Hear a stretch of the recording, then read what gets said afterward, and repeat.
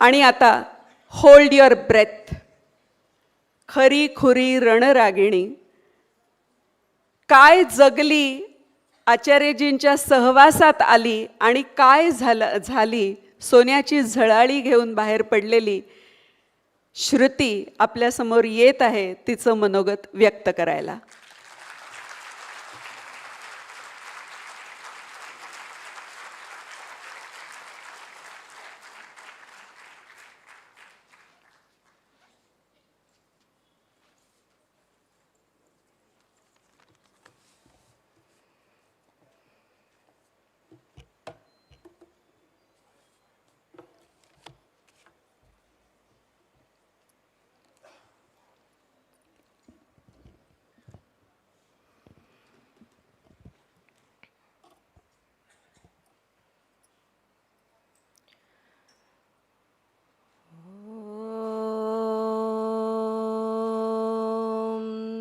नमः शिवाय. ॐ गं गुरुभ्यो नमः. ॐ सदाशिवसमारम्भां शङ्कराचार्यमध्यमाम् अस्मदाचार्यपर्यन्तां वन्दे गुरुपरम्परा.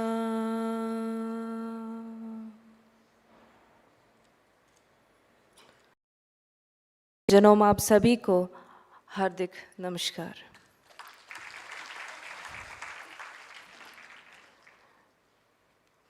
त्रयंबकेश्वर या स्वयंभू ज्योतिर्लिंगामले पुनीत जालेल्या व त्याही पूर्वी अयोध्यावासी श्री प्रभु श्री रामचंद्र, सीतामाई व लक्ष्मण याच्या परमेश्वरी अंशाने व या पुण्य नगरीत व तीर्थक्षेत्री या कार्यक्रम संधी आम्हाला मिळाली हा आम्ही देवी आशीर्वाद समजतो.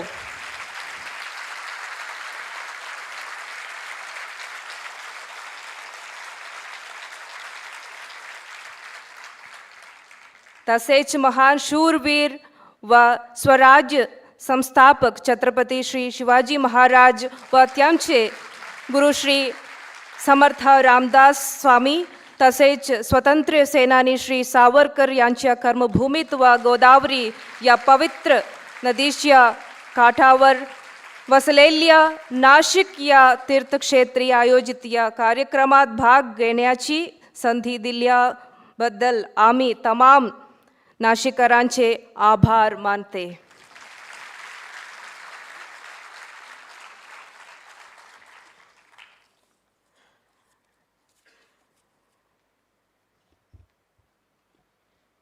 एक कहानी से शुरू करते हैं. हजारों किलोमीटर दूर भारत के दक्षिण में एक छोटा सा गांव, वहाँ एक छोटी सी ब्राह्मण परिवार, माँ, बाप और 2 बेटे. गरीब से कष्ट सब कुछ सहते थे. फिर भी उस परिवार के माँ को एक आशा थी. 2 बेटे हैं, एक बेटी चाहिए. इंतज़ार किए. 11 साल के इंतज़ार के बाद उन्हें एक बेटी पैदा हुई, इकलौती बेटी. माँ बाप ने बहुत उम्मीद से प्यार वात्सल्य सब देकर पाला पोसा. बहुत भरोसा था हमारे लड़की कभी भी हमारे संस्कृति से, हमारे परिवार से, हमसे कभी भी दूर नहीं जाएगी. बहुत उम्मीद थी. भाइयों को भी बहन के बारे में बहुत जागरूकता थी. बहन के लिए बहुत अधिक प्यार भी थी।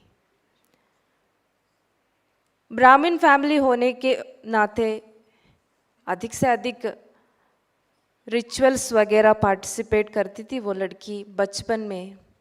और बचपन की वो नटखटाहट होती है ना, सवाल पूछने का आदत भी वो लड़की को थी। गांव वाले माँ बाप हैं, जो सवाल वो लड़की पूछती है उसके लिए जवाब देना थोड़ा मुश्किल का काम था, क्योंकि ये मानव जन्म के बारे में, क्यों मानव पैदा होते हैं और इसका अर्थ क्या होती है, ऐसे ऐसे सवाल पूछेंगे तो गांव वाले लोग हैं क्या जवाब दें। और जो रिचुअल्स वगैरह सेरेमनीज वगैरह घर में होते तभी आने वाले ये प्रीस्ट लोग होती हैं, उनसे भी पूछने का कोशिश वो लड़की करती थी, मगर फ़ायदा कुछ नहीं मिला, क्योंकि उन लोगों ने उतने संस्कृत पढ़े हैं, संस्कृत श्लोक बोलकर संस्कृत में ही जवाब देते हैं, तो उतना अच्छे जवाब नहीं मिला। फिर पूछते तो माँ बाप डांटते थे, तुम्हें पढ़ने के लिए कुछ और नहीं है क्या? क्योंकि माँ बाप सिर्फ इतने सोचते थे कि उन्हें क्या कुछ स्कूलिंग कुछ नहीं मिला तो हमारे बेटे और हमारी बेटी को मिले, उतना ही उन्होंने सोचे। और उन माता पिताओं ने उस लड़की से इतने उम्मीद कर रहे थे कि वो लड़की पढ़ेगी और एक अच्छे स्थान पर पहुंचेगी। बड़े होते ही लड़की के स्वभाव बदल गई, क्योंकि ऐसे पूछकर कोई फ़ायदा नहीं है। जैसे सभी लोग होते हैं, उसके साथ पढ़ने वाले लोग होते हैं, उसके सहेलियां कैसे होते थे, ऐसे ही वो लड़की पूछना सब कुछ छोड़ दी, अपने पढ़ाई में कंसंट्रेट कर दी। वो भी माता पिता लोग कैसे सोचते थे वैसे ही सोचती थी, पढ़ाई पूरा करना है, एक अच्छी जॉब लेना है, ऐसे ही लाइफ सेटल करना है। समय ऐसे ही जाने शुरू किया और लड़की बड़ी हो गई। गांव वाली लड़की अभी शहर में कॉलेज जाने शुरू की। शहर नया था लड़की के लिए, शहर की ज़िंदगी कैसा होती है वो पता नहीं है, वहाँ के लोग कैसे हैं पता नहीं है, किस किस तरह के कम्युनिटियाँ वहाँ होती है, जातियाँ मत सब कुछ होते हैं, इसके बारे में भी लड़की को कुछ जानकारी नहीं। जो कुछ स्कूल से अध्यापकों से मिलते थे वो ही ज्ञान था, किताबों से मिलते थे वो ही ज्ञान था। ये लड़की बहुत भरोसा करती थी अपने सहेलियों से,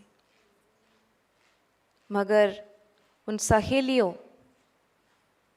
एक नया मत के वालों थे, उस मत के बारे में ये लड़की को कुछ नहीं जानती थी।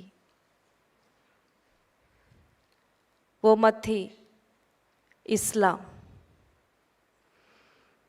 वो सहेलियां ये लड़की को बहुत अच्छे से पढ़े, ये लड़की का कैरेक्टर कैसा है, स्वभाव कैसा है, कैसे इसे अप्रोच करें। और सहेलियां है ना, ये लड़की के भरोसा उतना ऊंच स्थाई में था, कभी भी वो सोची नहीं थी कुछ बुराई होने वाली है। सहेलियां बार बार सवाल पूछकर शुरू किए, सवाल जो वो लड़की के मात्र मत के बारे में, धर्म के बारे में था। लड़की को याद आने शुरू किया अपने बचपन में जो सवाल अपने माता पिताओं से और भाइयों से, बड़े लोगों से ये लड़की पूछती थी, वो ही सवाल अभी अपने सहेलियों पूछ रहे हैं। मेरे पास जवाब नहीं है, वो लड़की ऐसे सोचने लगी, क्या जवाब दूँ, मेरे पास कुछ भी नहीं है। जो सवाल बचपन में ही पूछी थी मगर जवाब नहीं मुझे मिला, मैं कैसे जवाब दूँ। फिर उस लड़की सोची इन सब सवालों को आंसर देकर क्या होने वाले हैं, मैं यहाँ आई हूँ पढ़ने के लिए। इसलिए पढ़ाई कंटिन्यू करते करते ही ये सहेलियाँ उस लड़की को छोड़े नहीं, सवाल पूछना कंटिन्यू करें। और जब ये लड़की उन्हें अवॉइड करते करते भी फिर भी जो सवाल उन सहेलियों पूछते वो सवाल सब कुछ मन में हॉन्ट करने शुरू किए। लड़की कब डर लगने लगी उस लड़की को।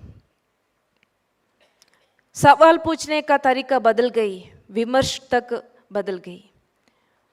वो लड़की के जब सहेलियों को पता चल गया ये लड़की को अपने मातृ धर्म के बारे में कुछ नहीं जानती है और दूसरों के बारे में भी कुछ नहीं जानती है, तभी सहेलियों स्लोली क्या किए, उस लड़की के धर्म के बारे में बहुत नीच रीति में विमर्श करने शुरू किए।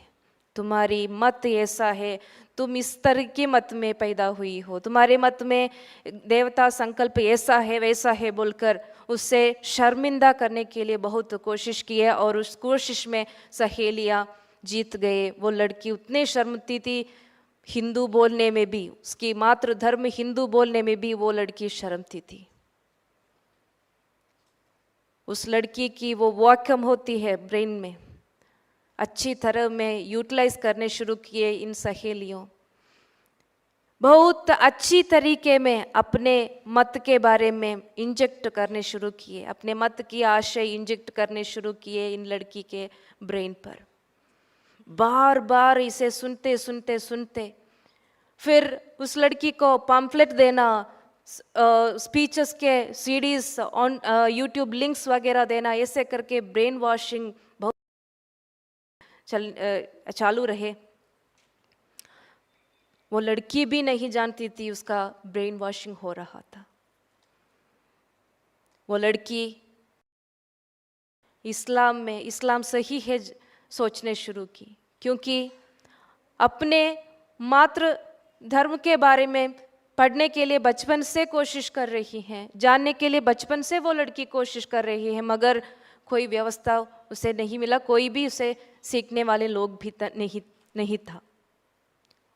और जब सहेलियों पूछते थे तभी भी इंटरनेट में ढूंढ रही थी कुछ आंसर मिलेगा या नहीं, तभी भी 10 डिफरेंट साइट्स होते थे, डिफरेंट इलॉबरेशंस या एक्सप्लेनेशंस मिलती थी उस लड़की को। तो उससे भी ज़्यादा कंफ्यूज होने शुरू की वो लड़की। और फिर ये सहेलियों के ऊपर जो भरोसा वो लड़की को था, वो भरोसे में सहेलियों को सुनने शुरू किए। तो ये ब्रेन वॉशिंग बहुत एक्टिव हो गया और उतना ब्रेन वॉशिंग हो रहा था कि एडिक्शन होने शुरू किए इन मत के विषय में। सहेलियों थोड़ा सा डर भी इंजेक्ट करने शुरू किए। तुम अभी इस्लाम सही मान रही हो ना, तो तुम इस्लाम कबूल करना चाहिए, क्योंकि इस्लाम ही सही मत होती है। इसमें जो देवता संकल्प बताया गया है वो ही सही है, दूसरे सब कुछ झूठ है और तुम इसे ही मानना चाहिए। नहीं तो इतना जानकर भी तुम इसे नहीं मानते हैं तो तुम्हें अल्लाह के पास सज़ा मिलेगा और खबर में भी तुम्हें सज़ा मिलेगा। वो हेल पनिशमेंट के बारे में, अल्लाह के पनिशमेंट के बारे में सब कुछ सुन कर वो लड़की उतना डर गई थी। उस डर से रात में सो नहीं पाती थी वो लड़की। वो डर से सहेलियों ये रिचुअल्स अनुष्ठान कुछ मत में रिलेटेड अनुष्ठान कुछ सिखाए, वो सब कुछ घर में चुपचाप करने शुरू की। उन्होंने बताने शुरू किए, सहेलियों और सहेलियों द्वारा परिचय हुए लोग बताने शुरू किए कि तुम अभी इस्लाम फॉलो कर रही हो तो तुम बहुत होशियार होना चाहिए। तो इसे ये लड़की को घर में किसी से भी कुछ भी कह नहीं पाती थी। ग्रेजुएशन पूरा हो गई, इस्लाम स्टडीज़ कंटिन्यू हो रही थी उसकी, और वो पोस्ट ग्रेजुएशन पढ़ने शुरू की, तभी अध्यापिका बनी, तब भी ये स्टडीज़ कंटिन्यू हो रही थी। और फिर ये इस्लाम के प्रभाव से, उन सहेलियों के प्रभाव से उतनी मतभ्रांति होकर ये लड़की अपनी टीचिंग प्रोफेशन छोड़ दी और अकेले अपने घर में अपने कमरे में ही रुकने शुरू की। नमाज करती, रोज़ा लेती, सब कुछ करती थी। डर रही थी, उतनी डरती अगर अपने बाप से बात करेंगे, भाइयों से बात करेंगे तो अल्लाह से पनिशमेंट मिलेगा या नरक से पनिशमेंट मिलेगा, क्योंकि वो लड़की की माँ बाप और भाइयों काफिर लोग हैं, ऐसे सिखाए गए थे। इस मत के किताबें और इस मत के फॉलोअर्स, ये लड़की के सहेलियाँ और उसकी सहयोगियों भी। एक दिन इस मतभ्रांति से वो लड़की क्या किया आपको पता है? अभी आप उस लड़की के माँ के स्थान पर ज़रा आपको ही प्रतिष्ठा करके ज़रा इमेजिन करना चाहिए। एक दिन जब पड़ोस के आसपास के एक मस्जिद से अजान आ रही थी, वो लड़की सुनने के लिए कंसंट्रेट करके सुनने के लिए देख रही थी। तभी उस लड़की की माँ 11 साल तक इंतज़ार करके इकलौती बेटी को मिला था, और वो लड़की उतने प्यार वात्सल्य सब कुछ देखकर पाला पोसा था उन्होंने। वो लड़की के पसंदी खाना तैयारी करके, बेटा तुम्हारे लिए लाई हूँ, खाओ करके कह के आई थी। तभी वो लड़की बोली, मुझे नहीं चाहिए। माँ बोली, क्यों बेटा, तुम्हें इतना पसंद है ना, खाओ, मैं तुम्हारे लिए ही तैयारी की हूँ।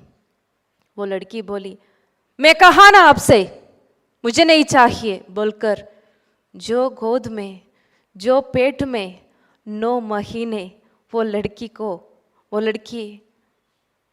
रहा था, उसी पेट में मार कर उसे दूर कर दिया माँ को। अगर उस लड़की के माँ आप होते, आपको कैसा एहसास होता? और यहाँ आए हुए बहनें, ज़रा सोचिए, आपका ब्रेन इतना ब्रेन वॉश हो चुका था तो कैसा हो जाता था? पढ़ी लिखी लड़की, अध्यापिका थी, फिर भी उसके हाथ से ये पाप हुआ। फिर ये लड़की को घर में रुकना उतना कष्ट की विषय था, खाना छोड़ दी क्योंकि काफिर लोग तैयारी किए गए खाना है। पिताजी काफिर है, भाइयों काफिर है, उन लोगों से बात करना उतना कष्ट का विषय था। क्या करना चाहिए मुझे, डर लग रही है मुझे, ऐसे बोलते सहेलियों से एडवाइस मांगी। तभी सहेलियों द्वारा परिचय हुए इस्लाम मत के लोग ऐसे उपदेश दिए, तुम लीगली कन्वर्ट होना चाहिए, क्योंकि तुम जो नमाज कर रही हो, तुम जो प्रार्थना कर रही हो, अल्लाह के सामने वो एक्सेप्ट नहीं हो जाएगा। तुम बुर्का पहनना चाहिए, तुम हिजाब पहनना चाहिए।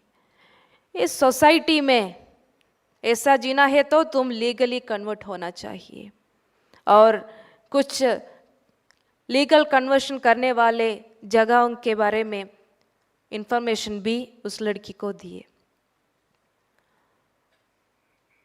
ये लड़की अचानक एक दिन घर में झूठ बोलकर, क्योंकि सहेलियों ऐसे ही उपदेश दिए थे, झूठ बोलकर घर से निकली। जिंदगी में पहली बार वो लड़की अकेली अनजान जगह तक यात्रा कर रही थी, अनजान लोग, अनजान जगह। थोड़ा डर उस लड़की के अंदर थी, फिर भी अंदर से एक शक्ति उससे बोलने शुरू किया, आगे जाओ। वो लड़की कन्वर्शन सेंटर तक वो आसपास में नहीं था, 4-5 आवर्स ट्रैवलिंग करना था। ट्रेन टिकट सब कुछ लेकर अपने सहेलियों को कॉल कर दी और बोली, मैं घर से निकली हूँ, अल्लाह के दीन मुझे चाहिए और मैं जा रही हूँ। पता है आपको उन सहेलियों क्या बोला होगा? सहेलियों बोल रहे थे, तुम किस बात के लिए जा रही हो? कौन से विश्वास करके जा रही हो? हमसे विश्वास करके तुम मत जाओ, हम नहीं होंगे जब तुम ये सब कुछ करके वापस आएगी तो। हाथ छोड़ दे। लड़की अकेली हो गई फिर एक बार। क्या करने चाहिए अभी? कहाँ जाना है? सहेलियां सब लोग फोन स्विच ऑफ कर दिए और क्या करें, आगे जाने हैं या नहीं? वो लड़की के अंदर से वापस एक शब्द आ गई, आगे जाओ, देखो वहाँ क्या होगा। लड़की आगे गई, ऐसे ही कन्वर्शन सेंटर पहुंची। वहाँ के कन्वर्शन सब कुछ प्रोसेस सब कुछ हुआ और वहाँ से क्लासेस मिलते मिलते पहले से भी ज़्यादा इस्लाम कट्टरपंथी बन गई और इतना ब्रेन वॉश हुआ कि वो एक जिहादिन ही बन गई। अगर वो लड़की ऐसा सोच रहा था, अगर मरने से पहले, जान जाने से पहले मिनिमम 10 लोगों को कन्वर्ट करना ही चाहिए मुझे, और इस भारत से ये काफिर लोगों का जगह है, जैसे वहाँ के टीचिंग था, ये काफिर लोगों के राष्ट्र से दूर वहाँ मोहम्मद पैदा हुए थे और अभी सो रहे हैं, वहाँ जाना है, ऐसा सोच आ गया। तभी घर वालों को पता चल गया कि लड़की झूठ बोलकर कई जगह गई है। कहाँ गई है पता नहीं, माँ बेहोश हो गई। पिताजी क्या करना चाहिए, इकलौती बेटी है, कहाँ गई होगी? सब जगह ढूंढे, पुलिस के मदद लिए। घर वालों नहीं देख रहे थे जो बदलाव लड़की के पास हो रही थी, मगर उस गांव के कई कुछ लोग ऑब्जर्व कर रहा था। इस लड़की के वेशभूषा सब कुछ बदल रही है। अचानक से वो लड़की काम करना छोड़ती है और सब लोगों से बात करना छोड़ती है, बिंदी नहीं लगाती है और मंदिर नहीं जाती है। ये सब बदलाव सब कुछ देख रहे थे। और गांव वाले लोग पुलिस को इन्फॉर्म किए, ऐसा एक सूचना दिए और पुलिस के मदद से माँ बाप ने उस कन्वर्शन सेंटर तक आए और वहाँ से बहुत मुश्किल से, क्योंकि उन लोगों ने उन लड़की को और वो लड़की वो मत को भी छोड़ने वाले नहीं थे, फिर भी वो लड़की को वहाँ से निकाल कर वापस लाए। मैन मिसिंग है ना, मजिस्ट्रेट के सामने सरेंडर करने थे। जब भी कोर्ट में मजिस्ट्रेट के सामने जाते ही वो लड़की की माँ उस लड़की के हाथ पकड़ रही थी। इतने दूर करके भी, इतने मार कर भी उस लड़की की मन के अंदर कहीं एक जगह में थोड़ा सा ममता बाकी थी, वो ईश्वर की भलाई होगी। वो लड़की सोची, अगर यहाँ मैं अभी जाना है बोलेगी तो 2 जान यहाँ से जाएगा, क्योंकि बाहर पिताजी एक हाथ में पॉइजन बोतल पकड़कर रुके थे। तो वो लड़की बोली 2 दिन के लिए, क्योंकि घर वालों को कन्विंस करना है, इसलिए 2 दिन के लिए माता पिताओं के साथ जाती हूँ, फिर मुझे वापस वहाँ कन्वर्शन सेंटर में ही जाना है, मुझे इस्लाम पढ़ना है, मैं इस्लाम की जैसे जीना चाहती हूँ। ऐसे 2 दिन माँ बाप को मिला है अपने बच्ची को बचाने के लिए। 11 साल इंतज़ार करके मिले एक बेटी, और इतने उम्र तक इतने प्यार से, इतने उम्मीदों से और शिक्षा देकर, सब कुछ देकर पाला पोसा, अभी वो लड़की 2 दिन के चांस दे रही है अब हमें, ऐसे सोच रहे थे वो माता पिता। लेकर गए, तभी ही लेकर गए, वहां गए, यहाँ गए, सब जगह गए, एस्ट्रोलॉजर के पास गए, नेटिव हीलर के पास गए, कहीं कुछ ब्लैक मैजिक हुआ था ऐसे सोचकर, मगर कहाँ भी एक सॉल्यूशन नहीं मिला। उनको चाहिए था अपने बेटी को इस्लाम से वापस हिंदू धर्म तक लाना, मगर कहाँ भी उनके लिए जवाब नहीं मिला, कहाँ भी उनके लिए सॉल्यूशन नहीं मिला। कई लोग ऐसे एडवाइस किए। एर्नाकुलम के, केरल के एर्नाकुलम में एक आश्रम है, उस आश्रम के आचार्य बहुत महान है, उतने ज्ञानी है, उनके पास हजारों लोग ऐसे आए हैं और उन लोगों को वापस हिंदू धर्म तक लाए हैं। ये सुनते सुनते वो लड़की के मन में आ गई, यहाँ हम खत्म होने चाहिए, ये हिंदू मत के ओर लाने का कोशिश। उन आचार्य जी को ही मतांतर करके, उनके शिष्यों को मतांतर करके घर वालों को आसानी से मतांतर करें, ये लड़की ऐसे सोच रही थी। माँ बाप ने उस लड़की को आर्ष विद्या समाजम नाम से वो आश्रम तक लेकर गए। वहाँ के आचार्य श्री KR मनोज जी के सामने लाए। आचार्य जी के सामने वो लड़की इतनी अहंकार से बात कर रही थी कि जब आचार्य जी उस लड़की से बोली, नाम बोलकर बोली, बैठो बेटा, तभी बोली, मेरा नाम वो नहीं है, मेरा नाम रहमत है, ऐसे ही पुकारना चाहिए, और मुझे आपके वेद, उपनिषद, भगवत गीता कुछ भी नहीं सुनना है।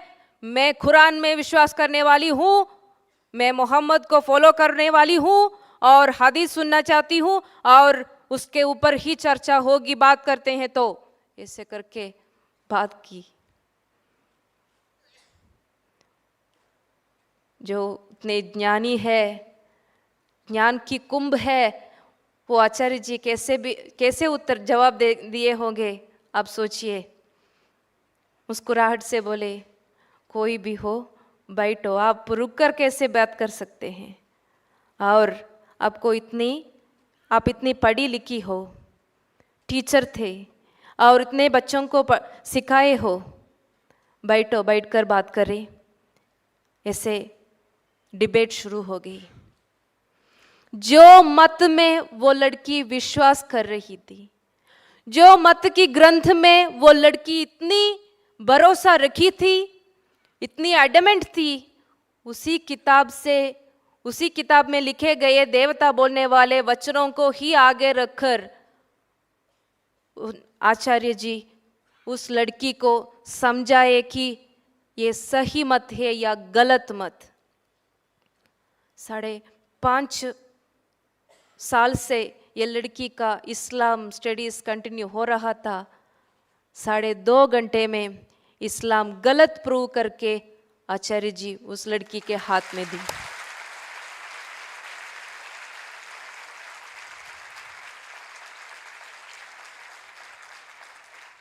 कथा अभी भी बाकी है, वो भी सुनने चाहिए। अभी वो लड़की इस्लाम से नीचे आई है, मगर अभी भी वो लड़की हिंदू नहीं बनी है। वो लड़की आचार्य जी से पूछा कि अगर ये गलत है तो सही क्या है, सही ईश्वर दर्शन क्या होती है, मुझे जानना चाहिए। आपकी हिंदू धर्म सही है बोल रही हो आप, इसमें ऐसा है ना वैसा है ना, जो विमर्श जो उनकी सहेलियों पूछ रहे थे, सब कुछ एक बाय एक वो बोलने शुरू की। तब भी आचार्य जी मुस्कुराहट से बोली, आपके सब सवाल के लिए हमारे पास जवाब है, मगर आप यहाँ रुककर यहाँ के सनातन धर्म के सिस्टमैटिक स्टडी आप सीखने चाहिए। तभी वो लड़की को हंसी आ गई। पता है क्यों? वो लड़की पहले बार जिंदगी में सुन रही थी सनातन धर्म नाम।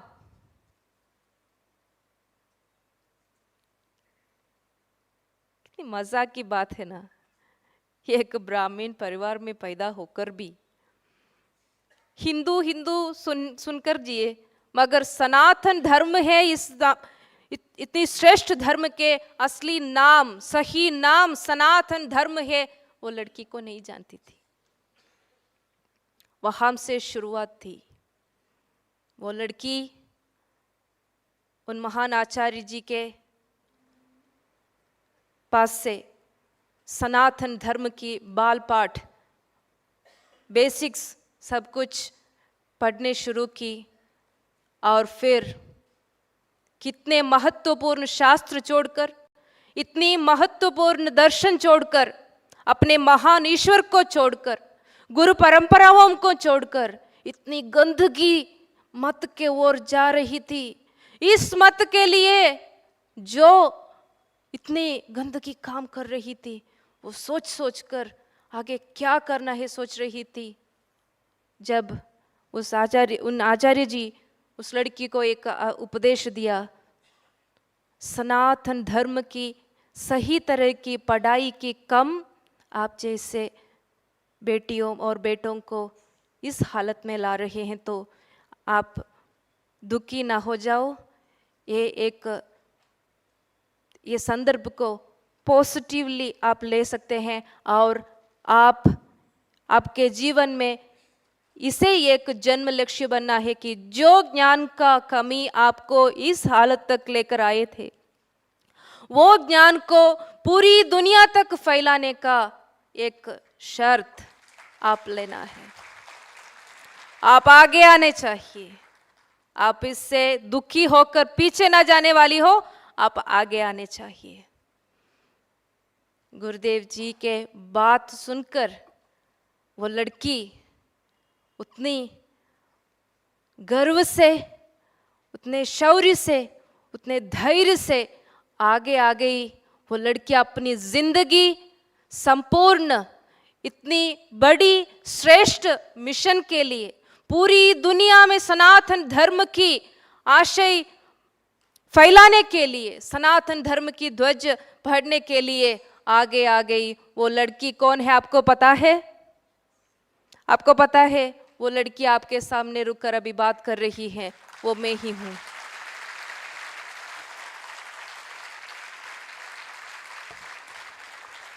धन्य हूं मैं अभी, और बहुत कृतज्ञता से अपने गुरुदेव जी को और मातृ संस्था आर्ष विद्या समाजम को याद करते हैं। और शुभ संदर्भ जब अपने जीवन में गुरुदेव जी के आगमन हुई और सनातन धर्म की बारे में सुनने पढ़ने की अवसर मिला, उस बात में बहुत धन्य हूँ और कृतज्ञता भी उस पावन चरणों में अर्पण करती हूँ। अगर आर्ष विद्या समाजम नहीं होती, अगर आचार्य श्री के.आर. मनोज जी हमारे गुरुदेव जी नहीं होती, यहाँ आए हुए, मेरे साथ आए हुए सब बहनें और मैं, और यहाँ आ नहीं पाए हुए कई लोग हमारे संस्था में हैं, उन लोगों के जीवन में कैसा कैसा हालत हो जाते हैं, कौन जानते हम जिएंगे या मरते थे। हम भी अफगानिस्तान के जेल में जाते थे अगर हम आर्ष विद्या समाजम तक नहीं आए तो। हम भी आतंकवादी होकर बंदूक सब कुछ पकड़कर बम फूटकर मरने वाले लोग होते, मगर अब हमें ऐसे इतनी महत्वपूर्ण एक मंच पर रुककर आप जैसे स्वाभिमान हिंदुओं से बात करने के लिए इतनी ताकत तक हमें अपलिफ्ट किया है, तो उससे बड़ा सनातन धर्म सेवा, ईश्वर सेवा क्या होगा? आप जरा सोचिए।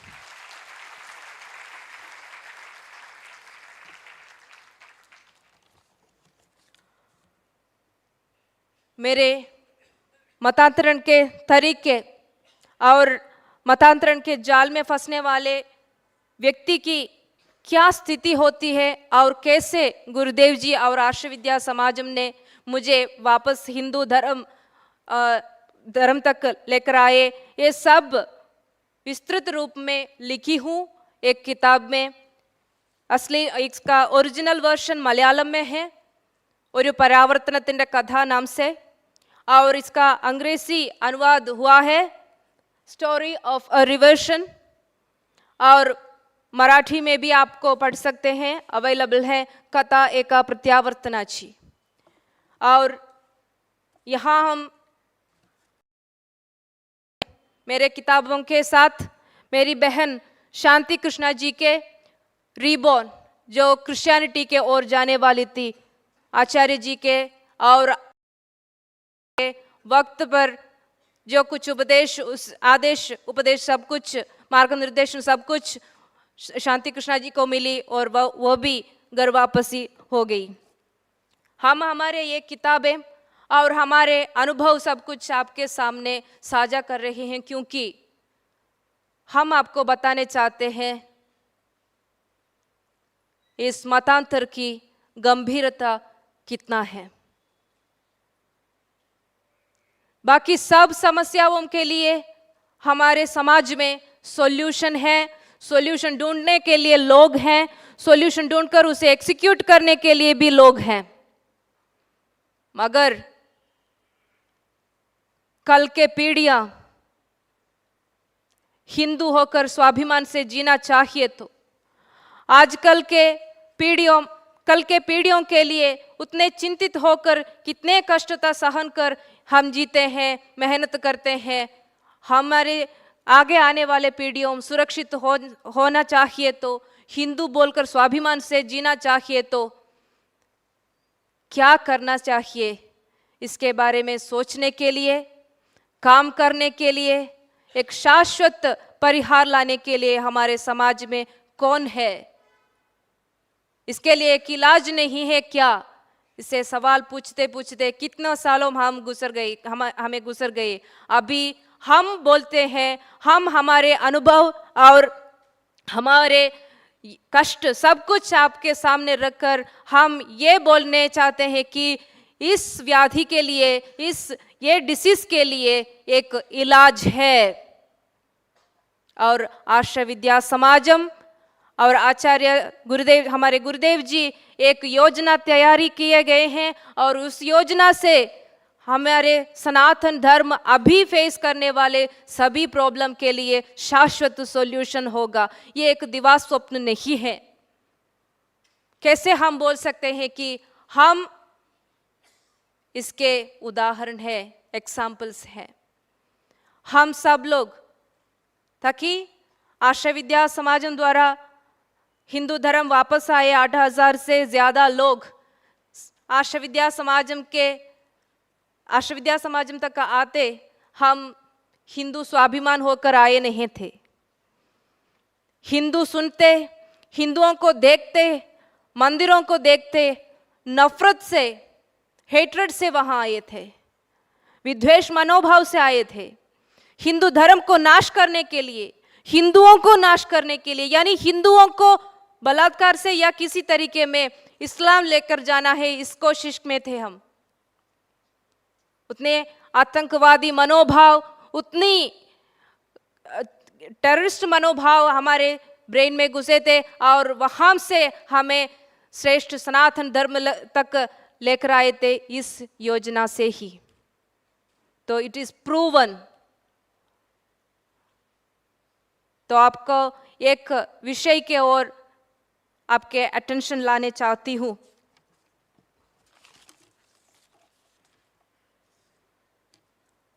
आर्ष विद्या समाजम के ये योजना धर्म प्रचारक पद्धति पूरी दुनिया में सनातन धर्म की महत्वपूर्ण आशय को, आर्य धर्म के आशय को फैलाने के लिए. और जब आचार्य जी बात किए थे आपसे, तभी आपसे बोले हैं 6 तरीके के ब्रेन वॉशिंग हमारे समाज में है. उस 6 तरीके के ब्रेन वॉशिंग स्ट्रैटेजी को हटाकर, उसी बुरी आशयों को हटाकर हमारे सनातन धर्म सारे और पहुंचाने की, सनातन धर्म की 5 महाकर्तव्यों को पालन करने के लिए हमें भी धर्म प्रचारकों का आवश्यकता है। आपको पता है क्रिश्चियनिटी में कैथोलिक्स के बीच में ही 40 लाख मिशनरीज हैं, well trained, well organised 40 lakh missionaries. Islam community भी कमी नहीं है। इस्लाम में भी एक परिवार में एक आदमी, एक बच्ची, एक बेटा, कोई भी हो, मत शिक्षण के लिए जा रही हैं और मत कार्य के लिए जा रहे हैं तो वो महत्वपूर्ण कार्य समझकर भेजते हैं, छोड़ते हैं। मगर हम हिंदुओं, हम सनातन धर्मियों का हालत कैसा है? हम बैठे हैं हमारे लोगों को दूसरे मतों को रिक्रूट करने के लिए, टेररिस्ट ग्रुप के ओर रिक्रूट करने के लिए लोगों को देने के लिए हम बैठे हैं। ये हालत फिर भी कंटिन्यू होना चाहिए। इसके लिए क्या करने चाहिए?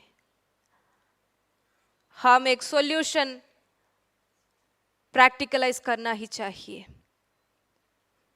एक प्रूवन सॉल्यूशन है हमारे पास, जो गुरुदेव जी के वो बहुत बड़ा मिशन है। उस मिशन में आप सभी को एक साथ हाथ जोड़ने के लिए आप सबसे विनती करती हूँ। आप सब आगे आना है, इस योजना में भाग लेना है और इस योजना में आपके रोल कुछ कर सकते हैं तो आप भी कर सकेंगे तो वो अच्छा होगा।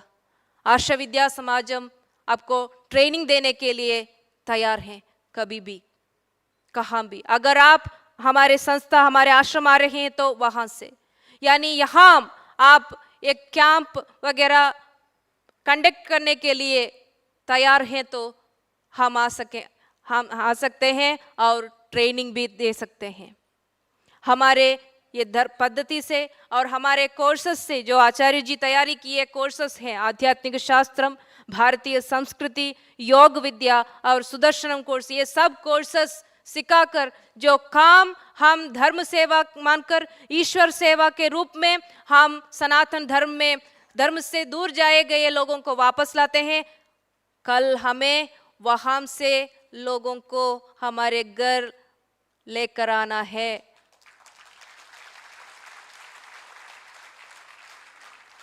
उसके लिए भी ताकत होना चाहिए, तो हम ये कोर्सेस सीखना जरूरी है। ये हमारे अनुभव से हम सीखे हैं और आप सभी से एक बार और विनती करती हूँ इसमें भाग लेने के लिए। आपके राय बता सकते हैं या आपको नहीं इसमें कुछ रोल नहीं ले सकते हैं तो आप ऐसे मदद कर सकते हैं, अपने सब कुछ, एज, स्किल, एनर्जी, सब कुछ धर्म प्रचारक के लिए स्पेयर करने के लिए तैयारी हुई है।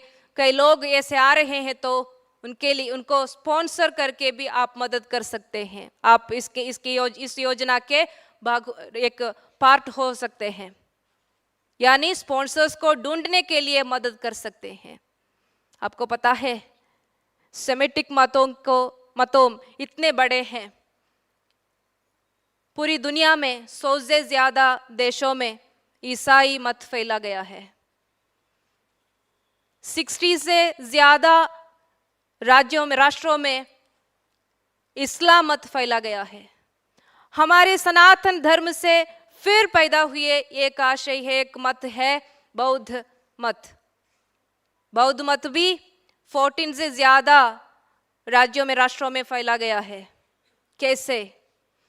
सुसज्ज, वेल ट्रेन्ड मिशनरी सिस्टम से। हम हिंदुओं को भी मिशनरी सिस्टम जरूर चाहिए, वो ही शाश्वत सॉल्यूशन है। और इस मिशनरियों के लिए इन मतों में ऐसे एक संविधान, ऐसा एक सिस्टम है कि इस्लाम मत में उन मत के एक शर्त ऐसा है कि अपने आय के 20% से 20% तक मत कार्य के लिए स्पेयर करना ही जरूर है। हम हिंदुओं, हम सनातन धर्मियों, धर्म के संरक्षण के लिए, धर्म सेवा के लिए कितने हम मेहनत करते हैं, आप जरा सोचिए।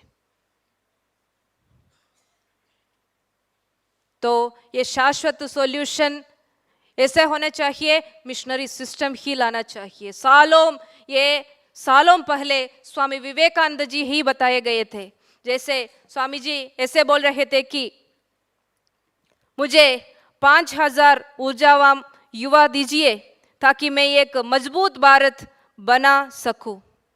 आपके सामने आधुनिक स्वामी विवेकानंद बैठे हैं और उन्होंने आप सभी से ऐसा एक आह्वान और विनती भी कर रहे हैं, मुझे धर्म प्रचारक बनने के इच्छुक 1000 लोग मिल जाए तो 5 साल में सनातन धर्म को पूरी दुनिया में फैलाने का काम करेंगे।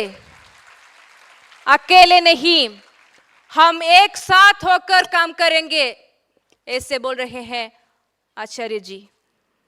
और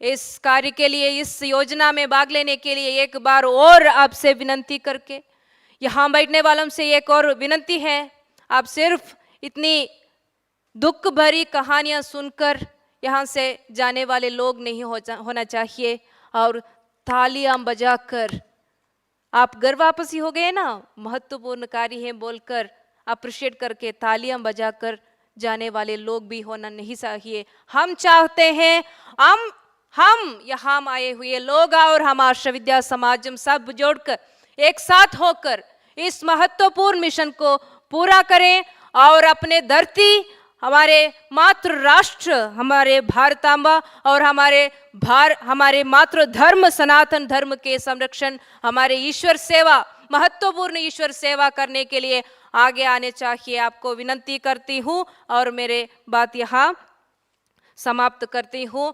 एक बार मेरे साथ बोल सकते हैं, हर हर हर हर। इस मुंह से एक पाप में मुझसे हुआ था एक बार जिंदगी में। हमारे गांव के मंदिर में एक बार गई थी जब इस्लाम मेरे ब्रेन उतना पकड़ गई थी। उस वक्त माता पिताओं के जबरदस्ती से, फोर्स करने से मंदिर जाकर वहाँ के यार्ड पर वहाँ के मूर्ति को देखकर गालियां दी गई।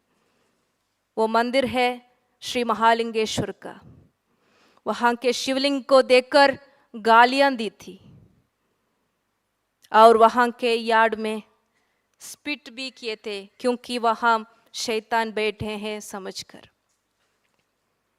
उस पाप की प्रायश्चित मुझसे हमारे गुरुदेव जी ऐसे किए हैं कि आज मैं परमेश्वर जी को भजन करते गाती हूँ और इस मुंह से ही आप अभी सुने हैं, हर हर हर हर हर हर।